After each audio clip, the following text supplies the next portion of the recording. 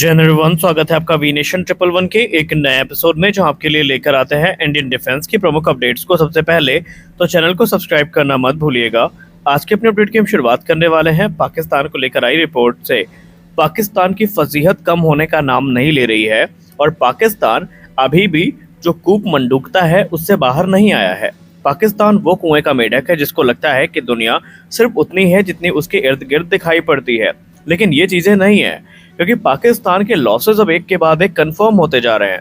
अभी तक हमने जो एवैक्स है, F-16 है, इनके लॉसेस को देखा, हमने मिराज 5 को देखा, हमने F-17 के बारे में सुना, लेकिन अब एक मेजर ब्लो पाकिस्तान को मिला है, जहां पर अब सैटेलाइट इमेजेस में कंफर्म हो गया है कि चाइना की तरफ से सप्लाई किए गए मल्टीपल विंग लून 2 जो ड्रोन्स हैं, जो कि अनमैन्ड कॉम्बैटेड व्हीकल है, ये भी पाकिस्तान के सुकूर, जो कि सिंध प्रोविंस में आता है, वहां पर भारत की तरफ से जो एयर स्ट्राइक्स करी गई थी ऑपरेशन सिंदूर के दौरान, उसमें तबाह हुए हैं। जी हाँ, इस एयरबेस में जो अटैक हुआ है उसमें एक बड़ा हैंगर पूरी तरीके से रैमपेज मिसाइल्स ने तबाह कर दिया है। ये स्ट्राइक जैगवार से की गई थी, जहां पर जैगवार ने रैमपेज मिसाइल को इस हैंगर में दागा था और तकरीबन 54 मीटर लंबा ये जो हैंगर है पूरी तरीके से कोलैप्स हो चुका है। और रिपोर्ट में और सैटेलाइट इमेजेस में ये लगभग कंफर्म हो चुका है कि ये वही फैसिलिटी है जहां पर चाइना के द्वारा सप्लाई किए गए जो विंग लोन ड्रोन्स हैं, इनको यहाँ पर रखा गया था, प्लेस किया गया था।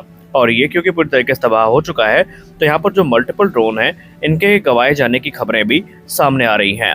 हमने आपसे पहले भी कहा था, हम आज भी कह रहे हैं, और ये चीज़ पाकिस्तानी बॉट्स जो हमारे कमेंट सेक्शन में पड़े रहते हैं उनको काफ़ी चुभ रही है, तो उनके लिए हम संदेश देना चाहते हैं। चलिए ठीक है, हम आपकी सारी बात मान लेते हैं।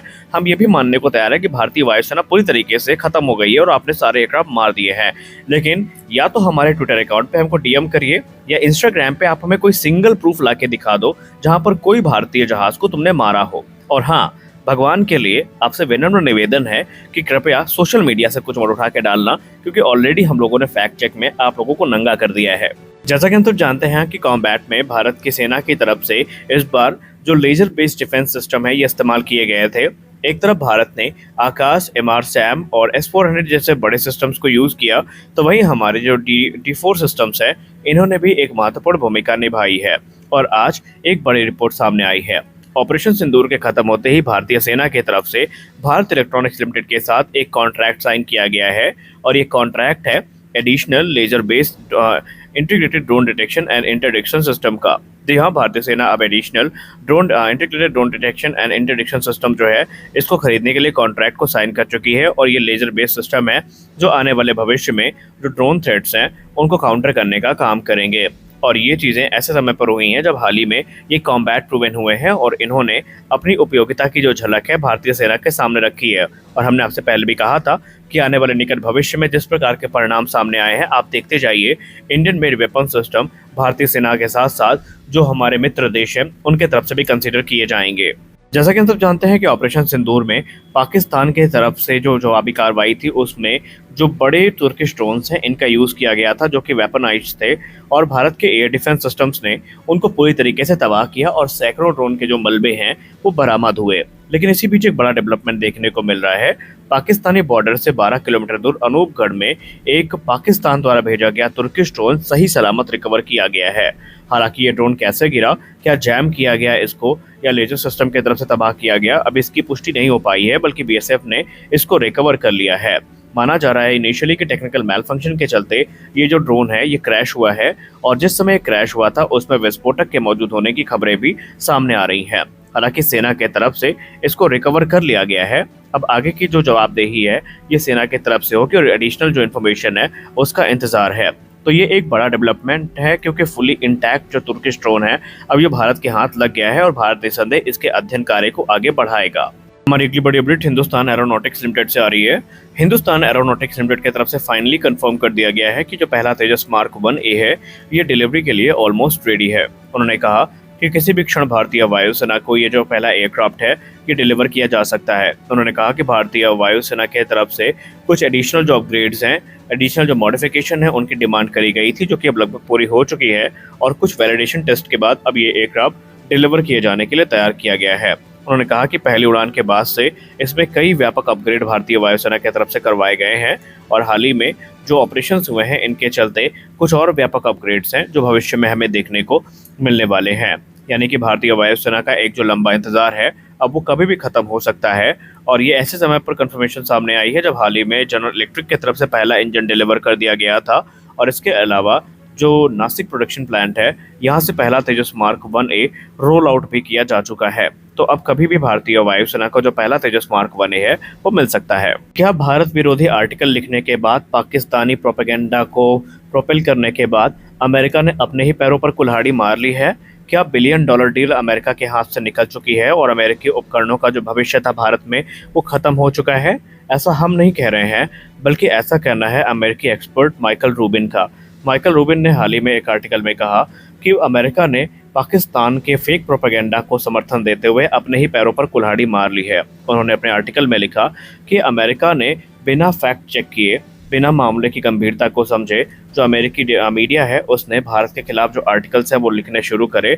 और ये जो केयरलेसनेस है ये अमेरिका को भारी पड़ सकती है, क्योंकि अमेरिका अपनी जो बेस्ट पोटेंशियल डिफेंस मार्केट है उसको डिस्ट्रॉय करने में खुद ही लगा हुआ है।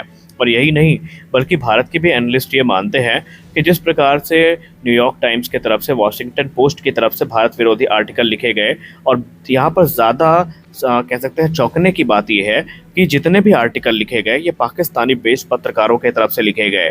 और इसके बाद से भारत ने जब विरोध दर्ज करवाया और जब फैक्ट चेक हुआ तो कई आर्टिकल्स डिलीट भी कर दिए गए, लेकिन तब तक काफ़ी देर हो चुकी थी। और जिस प्रकार से ट्रंप का रवैया रहा है, भारत में जो रोष की भावना है इनको लेकर वो काफ़ी उत्पन्न हुई है। और अब ये माना जा रहा है कि F-35 की जो संभावनाएं थी उनको भारत ने खुद सामने से आकर ख़त्म कर दिया है, और F-35 अब भारतीय वायुसेना की तरफ से कंसीडर भी नहीं किए जा रहे हैं। वहीं स्ट्राइकर जैसे जो प्लेटफॉर्म है इनकी संभावनाएं भी अब लगभग खत्म होती नजर आ रही हैं। और माइकल रूबिन ने ये चिंता भी व्यक्त करी है कि अमेरिका की ये गलती अमेरिका को बिलियंस ऑफ डॉलर का जो लॉस है वो दे सकती है। और यहाँ पर स्पष्ट है, हम सब शुरुआत से ही कहते आए हैं कि अमेरिका की जो पॉलिसीज़ रही हैं उन पर आंख बंद करके भरोसा करना कभी भी उचित नहीं होता है। और हम सब ने ऑपरेशन सिंदूर में अमेरिका के दोहरे चरित्र को भी देखा है कि किस प्रकार जो क्रेडिट बटोरने की लालच थी उसने अमेरिका से वो गलती करवा दी जो उनको नहीं करनी चाहिए थी। और अब अमेरिका के लिए जो विश्वास है उसको फिर से अमेरिका कितना बना पाएगा भारत में, ये भी काफ़ी देखना इंटरेस्टिंग होने वाला है। एक ऐसी रिपोर्ट के बारे में आप बात करने वाले हैं जिनको सुनकर आपके चेहरे पर मुस्कान भी आएगी और आप पाकिस्तान के उस so called air defence system के लिए बुरा भी महसूस करेंगे जिसके पास पोटेंशियल है या जिसके पास सेंटर ऑफ ग्रेविटी है कि वो हाइपरसोनिक थ्रेट्स को काउंटर कर सकता है।